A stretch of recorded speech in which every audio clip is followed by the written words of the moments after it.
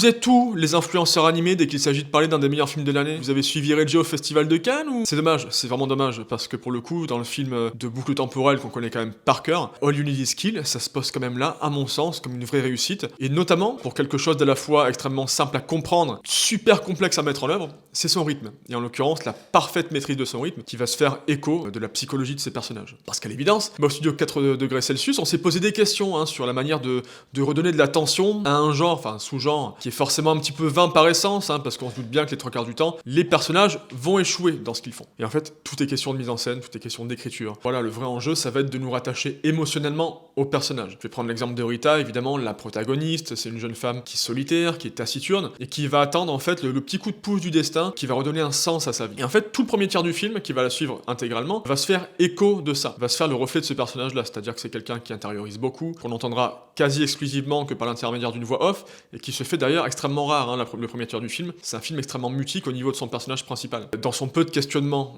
par rapport à la boucle temporelle, par exemple, et surtout dans l'énergie de la mise en scène, et dans un montage extrêmement resserré à ce niveau-là, le film en fait se propose d'être une expérience sensorielle à la hauteur de ce que peut ressentir Rita. A l'inverse, le personnage de Keiji qui apparaît donc vers une demi-heure de film, c'est quelqu'un qui a une approche beaucoup plus émotionnelle. C'est quelqu'un qui est présenté d'emblée comme étant amoureux, ou en tout cas admiratif de Rita, qui est beaucoup moins fort, beaucoup moins impulsif, et qui a littéralement en plus le plus de recul sur la situation. Et forcément, à ce moment-là, le film va se faire beaucoup plus lent, parfois même beaucoup plus contemplatif en réalité, et va plus se recentrer sur les interactions du duo. Et du coup, ce qu'on va perdre en action, on va le gagner en émotion et en approfondissement des personnages. Jusqu'au moment inévitable, vous vous en doutez, où les deux approches, c'est-à-dire sensorielle et émotionnelle, vont se croiser, vont fusionner, vont s'affronter évidemment, pour donner lieu à un climax que je trouve ultra satisfaisant, peut-être un peu rapide, mais à la fois très satisfaisant d'un point de vue visuel et d'un point de vue narratif. Bref, j'ai adoré du début à la fin, c'est vraiment un film de SF comme je les aime, sans bout de gras, qui ne prend pas son spectateur par la main, et surtout qui a conscience du genre en fait qu'il a investi.